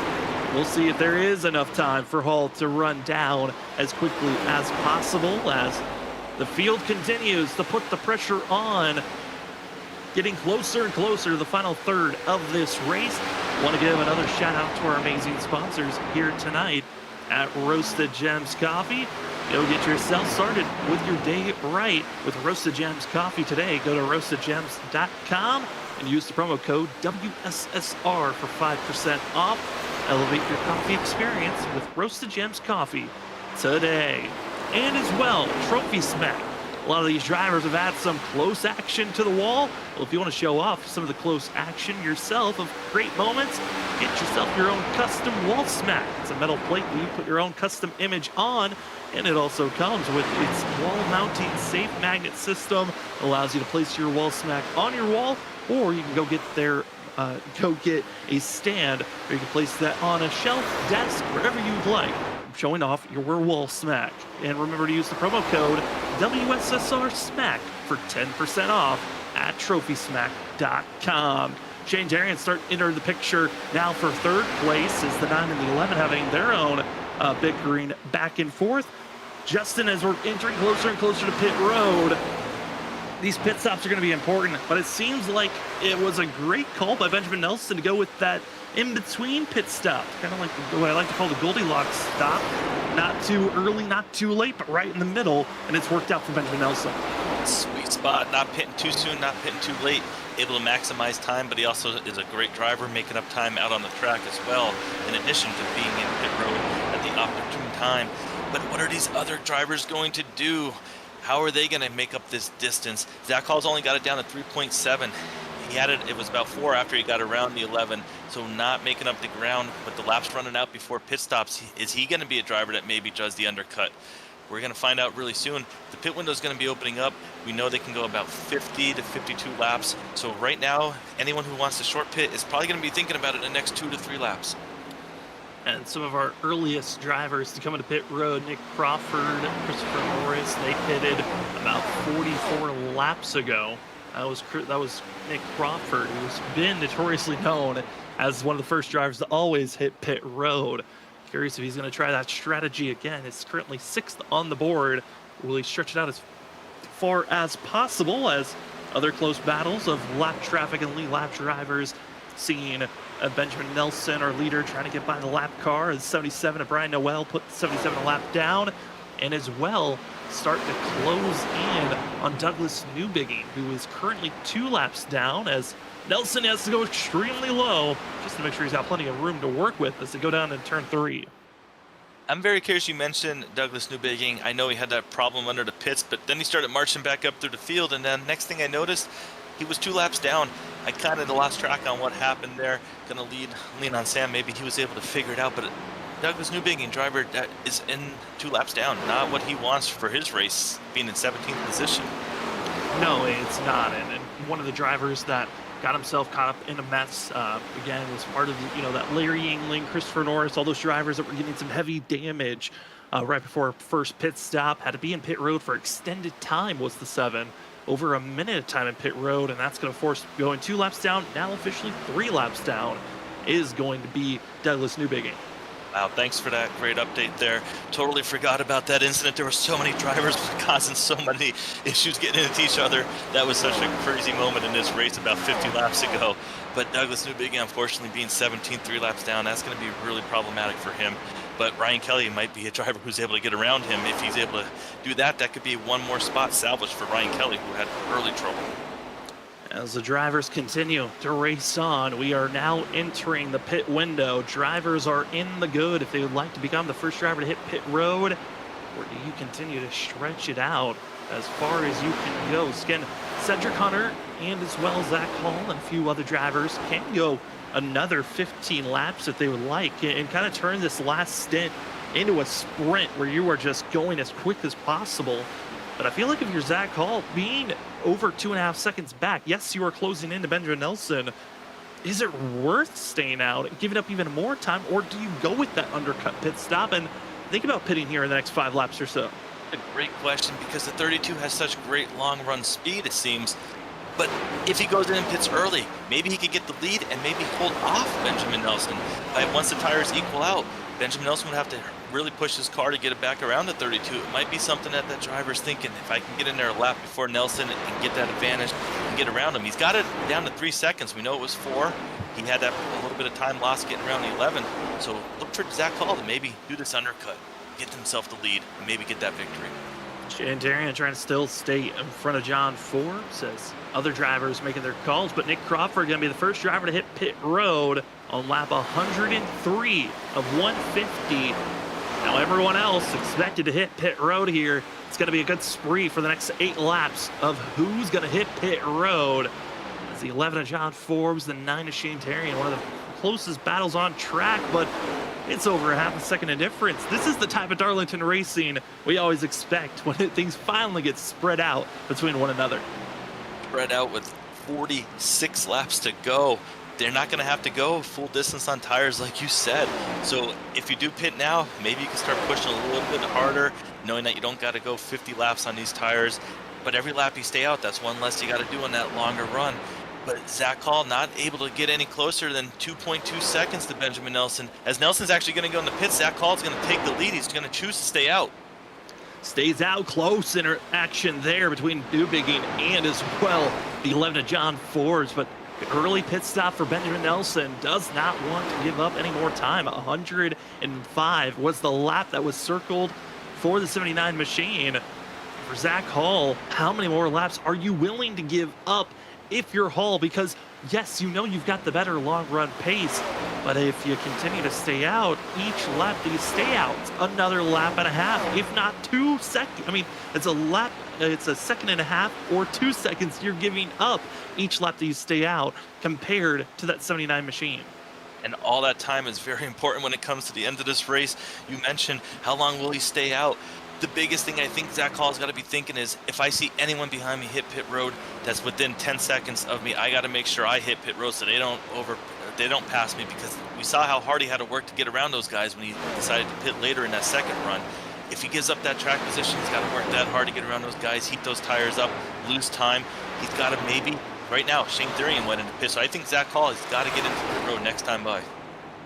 Trying to continue to stay out. John Forbes into pit road. Shantarian into pit road. Zach Hall continues to stay out. Driver low and trying to get out of the way as they continue to pressure forward as Ken Campbell into pit road and many other drivers trying their best. Zach Hall finally enters pit road, and also you see the 28 of Brian Johnson into pit road for themselves. Everyone, this is go time. You've got to enter pit road, otherwise you're giving up too much ground.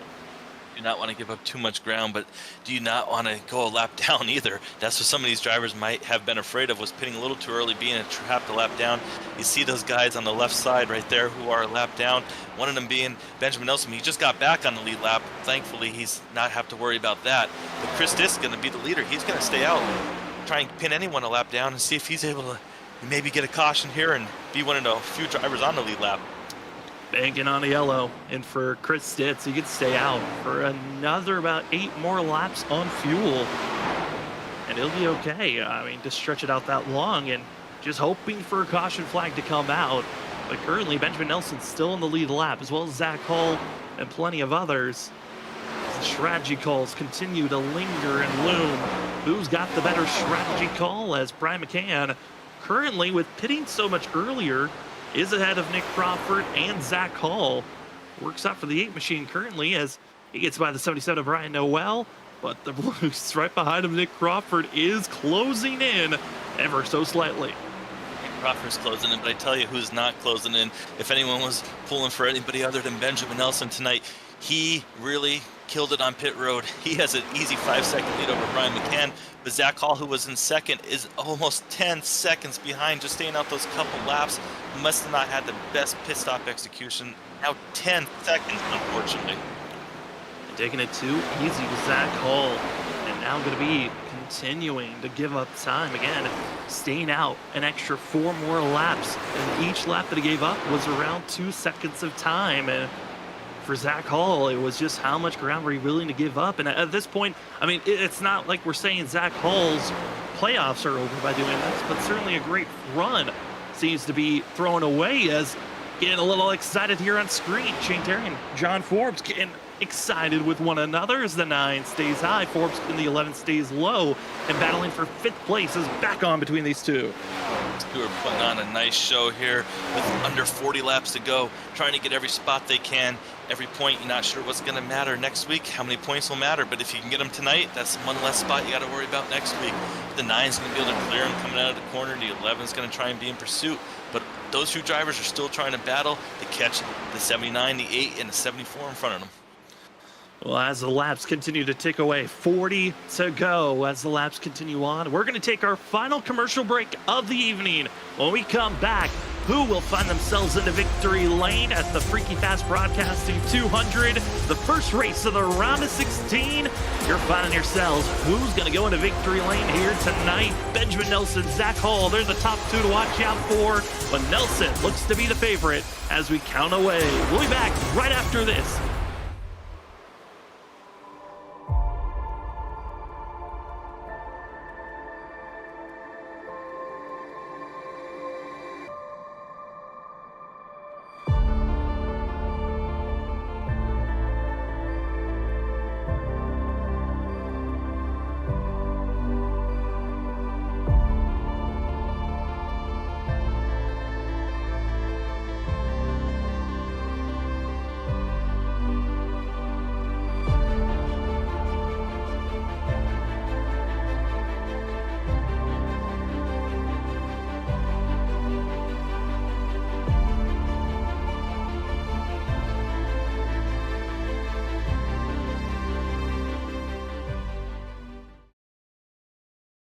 The absolute timing of us going directly to a commercial is when the yellow flag comes out as trouble strikes Brian Noel as himself and John Forbes get collected with one another to spin out, bring out a yellow flag.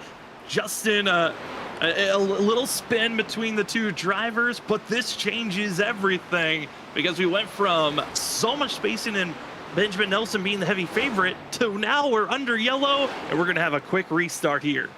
You're going to have a really fast restart. You see all the drivers are going to be getting into pit road, getting those tires. Do you think anyone's going to roll the dice, take 2 tires, and try and get that track position? I believe the 79 is definitely going to take 4. He knows he's got the speed, but will someone else decide to take 2? As we see the drivers entering pit road, it's going to be less than 35 laps to go, and we go green. As Benjamin Nelson, Shane Tarian hit pit road, everyone else following in suit. No one's staying out unless you're trying to take the wave around. It looks like 4 tires in fuel for everybody here with these stops. As Nick Crawford, though, takes a gamble to go forward, trying to get by the 8 of Ryan McCann, and a great stop by the 74 machine. But it's Benjamin Nelson that will take the lead. And Zach Hall, got to be frustrating for the 32. He'll fall back to 5th place with all the pit cycling that just went down. 5th place, and the problem is going to be not enough laps. We know his car's pretty good on the long run, but this is not going to be a long run. You're talking about maybe 33 laps by the time we get back. Not going to be enough for him to maybe make up all the time, plus pass all the cars that he's going to have to do. But we're going to have to talk about Nick Crawford being up on the front row. What is he going to do? Does he have something for the 79? Does he have some kind of short run speed that he's going to be able to figure this out, get around the 79, and get that victory? Trying to take the wave around, going to be Christopher Norris in the 38 machine. 13 drivers, though, were on the lead lap at the time of that yellow, as Ollie Fonseca will be taking the wave around for the Lucky Dog spot for the 24. As Chris Stitz also going to be on the lead lap, so looking to be a couple of drivers able to get back on the lead lap for the 77 of Brian Noel. Not going to be the case, nor for Cody Reed. And for Ryan Kelly, he's going to need a lot of caution flags to come out to get back on the lead lap. Same for Douglas Newbigging and Larry Yingling that are just in some major trouble after these 2 pit cycles that went through. But just in this time of the yellow, this certainly changes a lot for Benjamin Nelson because what pressure will we see from the 74 and the 8? Because this is their time to get back into this fight. You're going to see pressure from the 74 to 8, 32 to 9, the 11. All those guys are now back in it. They think they have a chance. The 79, he hasn't really had too much pressure those last 15, 20 laps. Now he's got to recycle his mind, get himself back up in there in drive mode. He's going to have to do everything he can to try and fend these drivers off, but you know they're going to be hungry. We saw how important in the first few laps John Forbes and Larry Yingling were racing to stay in side by side. Right now, that's going to be something that these drivers are going to probably really do on this restart. They want to get that track position, get into the lead, and then hold off everyone else behind them. As the field waits for the 1 to go marker to be given out, finally going to be given, and where will Nelson place himself? And it looks like inside row. So where Benjamin Nelson's going to decide to be, and we saw on the initial start of this race, that's where John Forbes placed himself, and it gave Larry Yingling on the outside a chance to fight back, and they were side by side for 4 laps. If Nick Crawford can figure out this timing of this restart, that 74 has a chance to fight back here. He really does. It's going to be very interesting. We'll have to maybe talk to him later to see what his reasoning was. I'm sure he had a great understanding of the drivers behind him, maybe who he wanted. Maybe he wanted to have the 32 not behind him and potentially get into second place if he had a great restart on the outside. But the 79, he's going to control the restart here. I'm assuming he's going to get a great restart and try and beat the 74 into the corner. But the 74 knows he has a chance to pin him down. And the 74, if he does, could come out of here with the lead coming out of turn 2. It's going to be 33 laps to go here tonight. A bizarre yellow that comes out that resets the field. Benjamin Nelson went from feeling comfortable and confident to now fighting and defending as they enter the restart zone. The Freaky Fast Broadcasting 200 is back underway for the first race of the playoffs. And it's Nelson holding on. They're wrecking behind though. Zach Hall, John Forbes, Cedric Hunter, and plenty of others. We're going to get another restart here as a wheel spin takes the couple of drivers for a wheel here tonight. Wow, even with the fresh tires, the cooler temperatures, the tires were not heated up. They spun them, caused a big pile up on the front, playoff implications. Zach Hall, you saw he was restarted 4th, not going to be restarting 4th on the next run. He looks like he has some trouble there. We're going to get to this replay, though, really quick and see what happened. Ken Campbell, required damage for the 15, caught up in this mess. See that 32 on the outside? Just looks like wheel spin, maybe miss shift, and everyone else scattering behind them. Yeah, it seemed like that happened to him, and it happened to the 9 at the same time. Two of those guys just not sure what happened. It must have been wheel spin when he got it up into the depth gear. We'll get another look at it here from a different angle, see what happened. As the drivers get up to speed, Zach Hall just wiggles, spins, gets ran over by John Forbes, and the rest of the drivers scatter around. I know for Cedric Hunter, he slides down, trying to stay off the inside wall, but then Ken Campbell in the 15, it's the worst of it, currently in 13th position, and just tries to get rolling, and not going to be a clean start for some of these drivers. Yeah, just you saw the 9 go to the left, and the 32 kind of went to the right. Both of those guys had problems at the same time, just trying to get the power down into these cars, getting up into that next gear. Unfortunately, the 11 he couldn't just check up, because if he did slam the brakes on, he would have ran into behind. There was really nothing you could do. That's called a chain reaction. Unfortunately, it is going to cause some problems for these playoff drivers. As driver that's going to get the lucky dog, going to be Cody Reed in the 52, back on the lead lap for himself, as see drivers entering pit road, going to get some damage repair for themselves. And for us, hey, this will be our best time to take a commercial break now for the field. Thank you so much for joining with us here on Freaky Fast Broadcasting. You're watching the WSSR Roasted Gems Cup Series for Season 8. It's been a crazy one so far for the first race of the playoffs, as for round of 16, these 16 drivers, some have had some good runs, others have had some nightmare first races. They'll have to recover next week, but for tonight, it's been a good one so far. As we're going to take a commercial break. When we come back, we'll take you to the end of tonight's racing action as you're watching the Freaky Fast Broadcasting 200 at Darlington. It's been a fun one. We're going to be giving you the rest of it when we come back right after this.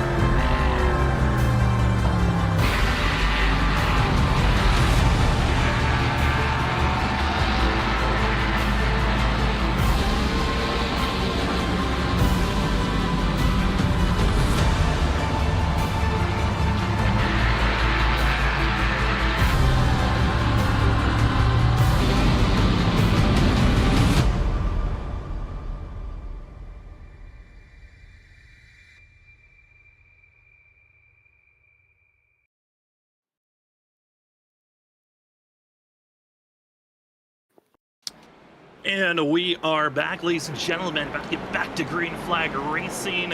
We got Benjamin Nelson up front with Nick Crawford to his outside, and Nelson's going to attempt to stay low once again. We'll see if this works out for the 79 machine. We had ourselves a quick yellow after a restart malfunction with the 32 of Zach Hall. Collecting a few drivers, Ken Campbell getting the worst of it for the 15 machine. But up front, they're going to hope to get a clean launch here as we are in the final push. Less than 30 laps to go here tonight. Pace car into pit road in the first race of the playoffs. Who's going to get the win and already punch their ticket to the next round? Let's find out. As into the restart zone, Nelson getting a great launch, but just staying close enough as Nick Crawford. But Nelson clears, moves high, and it's all gone for the 79. 74 was not able to keep up with him on that restart, but all these other drivers did a great job not spinning any tires. We got a clean restart. The 74 is going to have to regroup coming out of the corner here, going down into turn 3, see if he's able to get in a heavier braking zone and maybe get under 79. It looks like he's going to get a chance to get underneath him. And Nick Crawford going to be trying to poke the nose off the exit of turn number 4. Crawford, Nelson, teammates for Snowy Desert Racing, but right now it's all selfish time because you want to get the win. Set yourself up for the round of 11 and not worry about heading into Phoenix that you might have to worry about points. Nelson in the most comfortable spot, but not comfortable there as a quick squeeze and give an opportunity for Shane Terring in the 9. And 9 wants these two to figure it out so he could get around both of them, but not able to do it yet. The 74 is still trying so hard. You see the 79 power down out of the corner. The 9 might make it 3 wide. Here he's going to do it. The 74 is going to throw a block, not able to hold on smooth. They're going to go 3 wide, but the 9 thinks better of it going into turn 1. Halfway down the stretch, thought, hey, you know what, this is not worth the risk. Too shallow for an entry. And for Nick Crawford, slight wiggle, keeping it close. And now Shane Terry will try to force it 3 wide, but he might have to back out again instead. He'll keep it side by side with Nick Crawford for second place. And Nelson backs off in the center of the bend. And now it's going to be Shane Terry with a chance on the exit of the corner. The 79 loving what he's seeing with these two racing side by side. It gives him a chance to maybe get out there and use that clean air to his advantage. These two are now trapped side by side. They got to figure it out. As you see how narrow the track gets, the 74 is up in the wall. Oh no, he's going to lose a spot maybe to McCann here. Coming out of the corner, Brian P. Johnson going to be following him. Ali Fonseca looking to make his moves to Anthony Gaudio right there. They all want to get by now. The 74 who had some problems coming out of turn 1. And once you see one malfunction, it just continues to snowball, and Crawford is trying to minimize the amount of loss as we've seen drivers go from second back to almost going to lap down. Think back to Larry Yingling back around lap 40. We can see something similar here if Crawford is not careful, but seeing the 8 continue to put the pressure on, squeezing off the exit of the corner, but Crawford gets the better launch and finally going to be able to settle in. And this sets up Brian P. Johnson to the inside of McCann here. As McCann, he's got to be careful as he's under fire. He's under fire to 24. He wants to get around these two guys. Who's he going to fall? He's going to go up high coming out of the corner, maybe try and get Brian P. Johnson pinched down in turns 1 and 2, but Anthony Gaudio is going to jump under the 24. Now he wants to get a position. Anthony Gaudio at 24, side by side going through the corners, not much room, such a narrow track. How are they going to get out of the corner? They both do. The 29 gets a little loose, gives a chance for the driver behind him to make a move. That's Zach Hall, the 32, trying to get another spot back. Zach Hall once was inside of the top 5. At one moment was a threat for becoming maybe a winner here tonight. Now going to be side by side with Anthony Gaudio. Trying to move up to 6th, and Ali Fonseca forcing it down the middle. He'll try to take a 2-for-1 meal as he sends Anthony Gaudio into the outside wall. Gaudio's going to lose touch to this battling for this group just outside the top 5. And oh boy, Ali Fonseca sends Zach Hall down into the inside wall. We'll stay green for now as the 7 and Newbegin pushes forward. Hall is off the racing line and we stay green.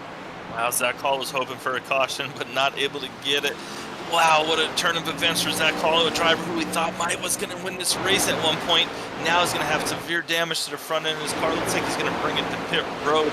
Not what he wanted for his playoff hopes. He's going to have to get it back together next week at Legacy Phoenix. But wow, these drivers are all of a sudden getting really aggressive as we got under 20 laps to go here. Cedric Hunter's going to drive underneath the 29, take a spot going into turn 3. Battle for 7th place. Give it to Cameron Sargent, starting the biggest mover right now at 14 positions.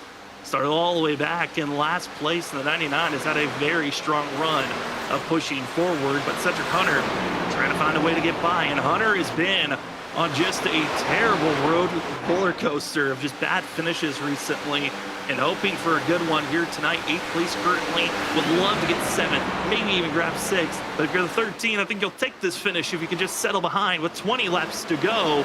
And as well, the battle for the lead ain't over just yet. Shane Terrian is closing in on Benjamin Nelson.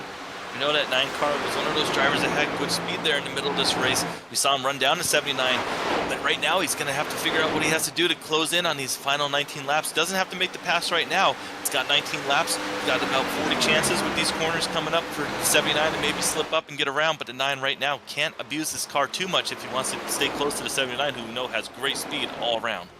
Shane Terrian trying to close in as much as possible, but at this moment continues to stay pretty equal distance at less than 3/10 between one another for this battle for the lead. And behind them, Nick Crawford, Brian McCann, they're hoping to see a little bit more action up front to allow them to close in on this gap. But the raw speed, give it to our front two. They continue to pull away with 18 laps to go. 18 to go. 9 just trying to stay in the 79's mirror, make him look up every once in a while, maybe try and make him make a mental error, but we know Benjamin Nelson's so good at these tracks, such a great driver, not one of those drivers who makes a mistake very often, but if he does, the 9 will be right there, and so will these guys, 3rd, 4th, and 5th at 74, 8, and 28. Continue to push forward your top 5, looking good. Oliver Fonseca in 6th place. Driver that made the playoffs, tied with 8th in points, in 6th position, and I don't know if he's made any friends here tonight, is Ollie going into Legacy Phoenix next week. And a lot of these drivers know Legacy Phoenix next week going to be pretty similar to the way Darlington runs, where you're going to have to kind of find your moments to make some passes, maybe aggravate some drivers around you. And right now, Brian McCann, is he willing to make any big moves, or you just settle for the position you're in? Looks like 8th, slightly faster than Crawford, but will McCann take the chance here to go by the 74? Yeah, how do you make that pass? You want that position, but do you risk it? Because the 28's right behind, and then all of a sudden, Ollie Fonseca is going to be right there. You might drop out of the top 5 if you're not able to get around the 74. But with 15 laps to go, you got to make these moves. You can't just sit there. These drivers are all going to be closing in on you if you can start letting up any ounce on these on this track. Under 15 to go, Lady in Black. Momentum, the pressure, 15 laps to go. So you've survived this race, and there's a couple of pods that are starting to mount up. Cedric Hunter trying to get by Anthony Gaudio. Gaudio able to take that position back, but this 29 machine knows that if any slip up, it can give that Hello Kitty machine a chance to slide on by. And then also behind them, Cody Reed, Chris Stitz, they're close to one another. Cameron Sarn's trying to close in for the battle for 6th place. They're just small little duos of drivers that are trying to get by one another. Small pockets everywhere, drivers trying to get by one another, trying to get every point they can for these playoffs in the opening round here at Darlington. But up front, the 79, he's pulling away from the 9. The 9 starting to slowly fade. It was about 3/10, and now it's over 6/10. Not what he wants to see, the 9, if he's going to get that win tonight. It's almost up to 7/10 now. Does Nick Crawford or Brian McCann, do they have anything? If they do, now they got to make the move. Just with 13 laps to go, not enough time really to get up there and battle. You got to make your moves now. Got to make your moves now, as you see the 3 of Ryan Kelly. By just staying out there and puttering along with Zach Hall's misfortune being caught up with that wreck with Ollie Fonseca, it has allowed the 3 to make the pass and go on by for 19th position. Hall is now in 20th, but you're also seeing other drivers really struggling. That's the 11 of John Forbes, who again was caught up in that wreck of Zach Hall misshifting and the 11 running into him. And now Forbes, who at one moment was our pole sitter challenging for the win, he's now drifting his way through these final 12 laps, just trying to salvage for 14th place position. You can see how beat up that car is, how hard it is for him to drive. Really hard to keep it going straight, let alone dealing with the car in the corner. He's going to get into the wall too and have a little more damage. He can't wait for these final 11 laps to go. But right now you can see the damage on these cars. The new iRacing update really putting an emphasis on the damage. These cars are looking good the way they wreck. Unfortunately, 11, we have to make the example of his car, but you can see how it's pushed in, beat up. Something that iRacing really works on, do a great job, making it even more realistic for all these viewers out here watching. As these drivers continue to muscle their way forward, 10 laps to go here tonight. as the grouping is starting to close in a little bit more from third all the way back to around eighth. These drivers are within 2 to 2.5 seconds of one another. And as well, starting to close in on Shane Tarian. Tarian is losing touch quickly. Those tires have really fallen off. But for that grouping of drivers you see on screen, all if it's with a big drift, it is coming down to whose tires are left. Because we had, these drivers have been out there aggressively pushing for about 25 laps. Their tires are not loving this late into a run when you've just been go, go, go throughout these final couple of laps. The 9 pushed so hard to try and get to the lead, but is he going to pay the price now? And if he does, how far will he drop? You can see in the picture, the 28's right there, the 8. Wow, 13. What would happen? Shane Tarian, could he fall back outside the top 5? 8 laps to go. He's going to have to do everything he can to fend these drivers off. We know he's got plenty of talent, plenty of speed. These drivers are all trying to get every single point they can. Oh, Nick Crawford almost losing it into the outside wall and somehow keeps it pointing straight. Thought that he was going to overcorrect into the wall, but keeps it off, but losing the momentum, allowing Brian McCann now to the inside, the 8 machine. Taking those mistakes and the advantages to go forward in contact, though, off the exit of the corner, pushing the 8 down low, losing touch to that spot. They'll continue to stay side by side. And we're talking about Shane Tarian. What's he going to have to worry about? Well, first, these drivers need to get done with their squabble before they get tackled going after the 9 machine. Shane's going to just pull away. He loves what he's seeing. Now he gets a chance to maybe cool his tires off. But these drivers are all going to be dealing with that problem. The 74, if he gets another shot here, he might lose 3 spots. Cedric Hunter slowly gaining in on these drivers. They're hoping they get side by side so that Cedric Hunter can get up there and maybe get into this top 5. This has turned into a great race under here. 6 to go. What is going to happen next? 6 to go. And Brian McCann is wheeling his way forward. You can see the white knuckles of him just focusing, gripping the steering wheel, wanting to hit every marker and as well keep this 8 machine pointed straight as he's trying to figure out how to get by the 74 Nick Crawford and as well set up the pass to maybe go for a 3rd place finish. Brian McCann has got the talent, but is the tires there to go for these passes? Right now, with 5 laps to go, it's all Benjamin Nelson unless we get a late wreck. But for these other drivers from second on back, any slight mistake could cost you 1 to maybe 3, 4 positions if it's too bad into the outside wall. And with Phoenix next week being the cutoff race, you want every point you can get. These drivers are going to do everything they can not to give up any spot. But the 8's slowly getting in on the 74, but they've slowly caught back up to that 9 car who talked about it. Is he going to be able to hold these guys off? Is the 28 going to be able to get around anyone, get any more points? Cameron Sarton, he's up to 6. He wants to maybe get some spots too. And then Cedric Hunter's right there. These 2nd through 7th are so close with 4 laps to go. Anything can happen, and points are going to be very valuable. Anything can happen, and right now, I think the biggest thing for Cameron Sarton in the 99 machine, you are a non-playoff driver. I get that you are the biggest mover right now. You might be one of the fastest cars on track if you're this 99, but how much are you willing to influence the playoffs with 3 laps to go, or do you just settle? You take the 6th place, you take the biggest mover award, or do you take every spot possible and prove that you were one of the fastest drivers here tonight? And if you had qualified, you would have been a driver to compete for the win. The 99 wants to maybe show them everything, but like you mentioned, how much does he want to push it? He's going to try and get to the outside of the 28 coming out of this corner. He's going to make a move. He wants to get an extra point, going to get a little loose there, but he's able to get around the 28 on the outside. Now going into this corner, will he be able to complete the pass? That's the big question. He's going to be able to do it. 28's going to maybe back off, doesn't want to risk racing any harder than he has to, knowing that he has some pushing maybe with these drivers having other problems around him.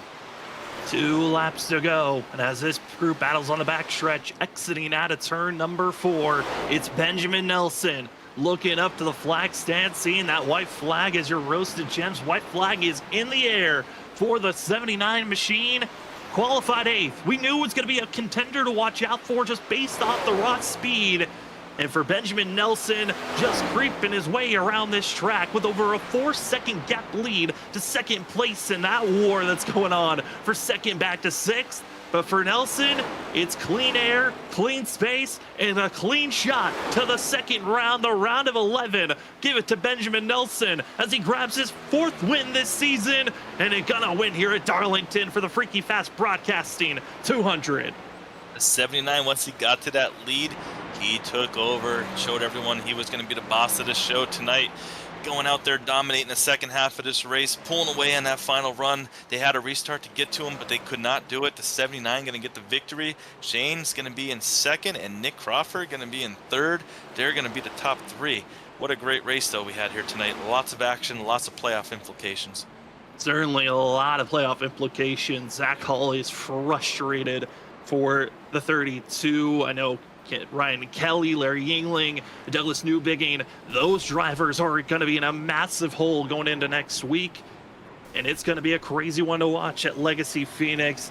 Who makes it out of the round of 16 and into the round of 11? It's going to be a fun one, Justin. But for Benjamin Nelson, he gets to have his fun as he gets to burn it down, spin around. But for us, we're going to step away. When we come back, it's more coverage, the post-race show for the WSSR Roasted Gems Cup Series. We'll be back right after this.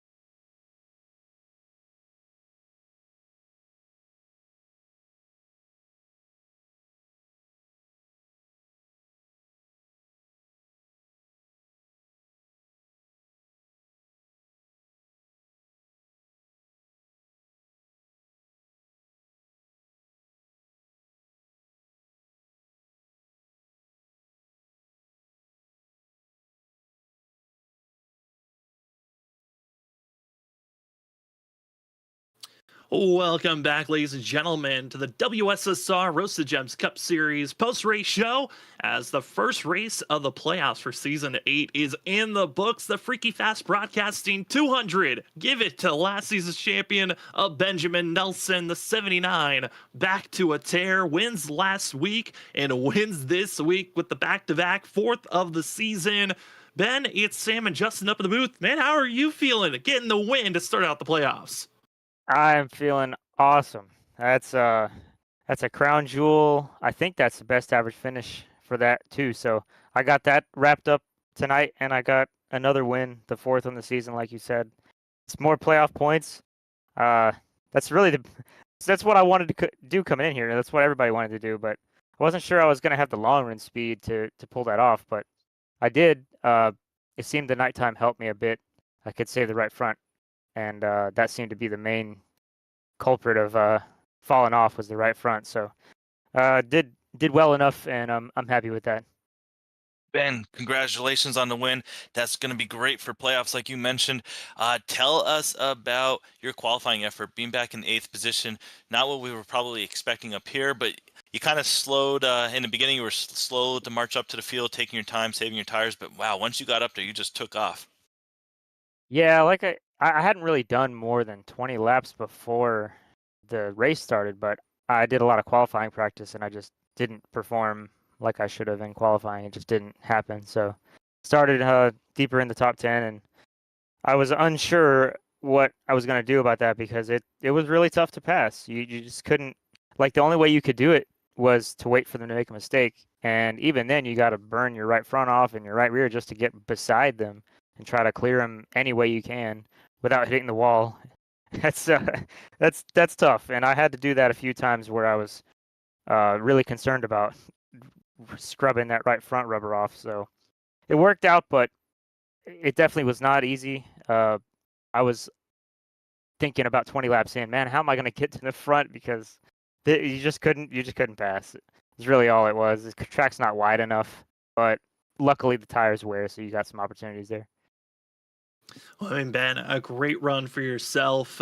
What is the confidence? I mean, you get your win here today. What is the confidence level though heading to Legacy Phoenix next week? I've done a few races in this car there. I do feel pretty confident, but it's always weird going there because the little yellow line trace that they've got on that track is not necessarily uniform, if you know what I mean. It's a little bit all over the place, so you can't really stick it on the yellow as much as you can at, like, let's say like Daytona. You can't just paint it like you can there, or even at places like Martinsville. You can't run the curb like you can there. So you gotta kind of be careful around the line. You want to run down there, but it's tough. You gotta pick your lines carefully at Phoenix because if you touch that apron a little too much, you're going around. So it's gonna be fun to watch. It certainly should be. Well, Ben, before we officially let you go, the floor is now yours. Okay, I'd like to give a big shout out to all my family that's watching. My Aunt Marilyn, my mom, my dad, brother, both brothers. Just everyone that's tuning into your broadcast and mine. I also like to give a thanks to all my friends that support me, not even watching the broadcast, just support me in general. Everybody that's contributed to the league, Roasted Gems Coffee, Trophy Smack, all the league admins. They do so much work for us to put this on, and it's tough. It's a lot of work to run a league, and they do it with a smile. So I'm grateful for that, and grateful that we had a pretty decent race. Grateful to the competitors. We could have made that a lot uglier than it was. So I'm happy about it. Well, that will be your winner here tonight for the Freaky Fast Broadcasting 200. To start the playoffs off, it's the 79 of Benjamin Nelson. Congrats, Ben, on this win. Enjoy it, and good luck next week. Thank you. As we go from victory lane, we head down to second place. Our driver really had to fight and claw for everything to stay in second. We have the 9 machine of Shane Tarian with us. Shane, I mean, at one point you thought you had a chance for the win, then you had to survive for second. How are you feeling after that long race here tonight? I want to go to bed. I'm tired after that. I don't like doing that. Yeah. Ben is an animal. I had to give it my all, absolute all. And I am tired now.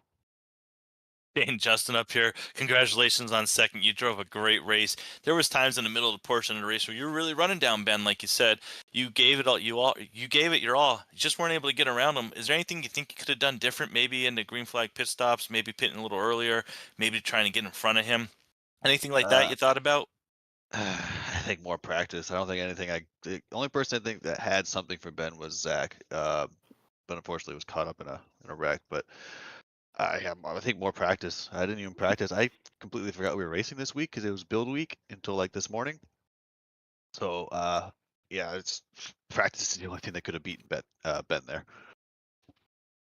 Well, Shane, we got one more race left in this first round of the playoffs. A good finish for yourself helps you points wise, but what is the confidence level heading into Phoenix next week to try to make the round of 11? It's Phoenix Legacy, I think, isn't it? Pretty It sure. is. If it is, that is probably. I am super excited for that. I love racing that track in these cars. Well, it was ARCA, so there's more horsepower now, so I have no idea, but I'm excited. I don't know how well I'll do, but I'm excited either way. Well, we're excited for it as well. But before we officially let you go, the floor is now yours for any shoutouts. I'm just gonna thank the league for having me. Probably my last year, I believe. Don't know what my plans are yet. Evil Controllers, Matt Muir for painting my cars. You guys for broadcasting, and good win to Ben. That's going to be your second place finisher, the 9 Machine of Shane Tarian. Congratulations on a second place finish, and good luck next week, Shane. Thank you.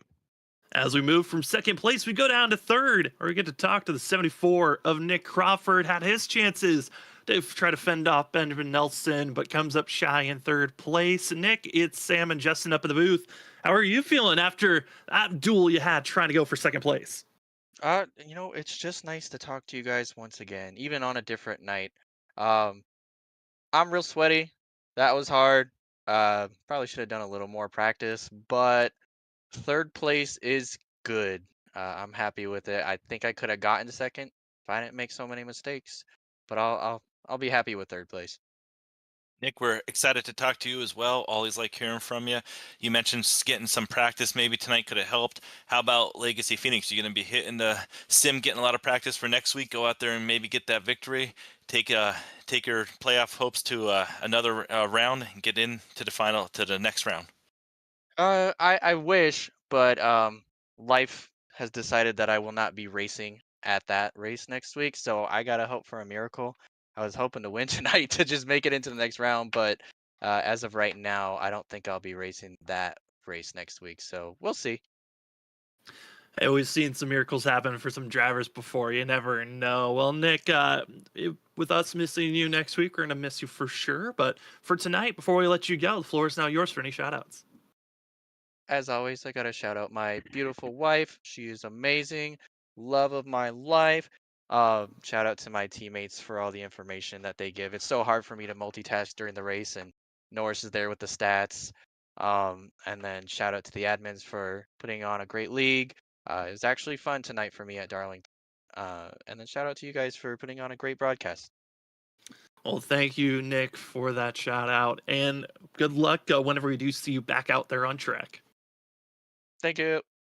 Well, let's give you your third place finisher of Nick Crawford, as he was going to come away with a good finish. But that news of him not showing up next week kind of breathes life into some drivers that maybe needed to hear some good news after their showing here this evening. As we take a look at our unofficial results here tonight, it's Benjamin Nelson that's takes the top spot, but a lot of other drivers hoping for some better days, but other drivers that were happy with where they finished. Shane Tarian in second, Nick Crawford in third, Brian McCann fourth, Cameron Sarton, biggest mover, up 16 positions in a fifth, with Brian Johnson in sixth. Seventh goes to Cedric Hunter, Ollie Fonseca in eighth, ninth goes to Chris Stitz, and finishing out our top 10 goes to the 29 of Anthony Gaudio. And Ken Campbell going to be in 11th, Cody Reed 12th, Christopher Norris 13th, John Forbes. We thought he was going to have a chance to maybe win this race, but unfortunately going to end up in 14th. Brian Noel 15th, Douglas Newbigging 16th, James Kaufman in 17th, Larry Yingling. We saw what happened to him earlier in the race. 18th, 19th, Ryan Kelly, Zach Hall. We saw what happened to him right there at the end, and Ben Kinney going to be 21st. Not the finishes that some of those drivers were hoping for. Next week, Legacy Phoenix is going to be a tough one, but we still have more racing action this week. Tomorrow night, it's the Shoney's Doghouse Cup Series, going to be on Thursday. Do not want to miss. It's going to be some fun racing tomorrow evening. Then starting up next week, we got the ISRC Truck Series, the BRB Cup Series. After having a big giant update yesterday, they delayed their season and rescheduled it another week out. So they will have their homestead end of the regular season on Tuesday night, and then we'll be right back here next week. Legacy Phoenix gonna be the end of the first round of the playoffs. Quickly started and quickly ended. Justin, now what was some of your final thoughts for tonight's race? My final thoughts are Benjamin Nelson's going to prove to be difficult, back-to-back winner, multi-winners this year. But Benjamin Nelson is the guy that seems to win the most so far. Going to be someone who's going to be really hard to beat. But Shane Therian, he said Legacy Phoenix is a track he's looking forward to. And I'm looking forward to him next week getting up there and maybe beating that 79, getting to the victory lane. But we're going to have other drivers out there who are also going to want to win and be into the next round of the playoffs. It's going to be very interesting. Going to look forward to it. It's going to be 1 week from today. Certainly should be a good one. Thank you, Justin, for joining with me, and for myself, Sam Dyer, and Robert Moyer Jr., and everyone else here at Freaky Fast Broadcasting.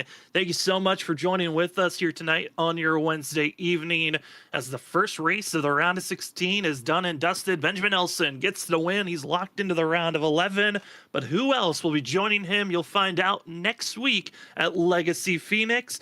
But for us, we'll see you tomorrow night. If you want to see some more racing action, it's the Shoney's Butt Kicker Cup Series. It's the Shoney's Doghouse Cup Series tomorrow night. We will see you then. And for tonight, thank you so much for joining with us. We'll see you in our next Freaky Fast broadcast.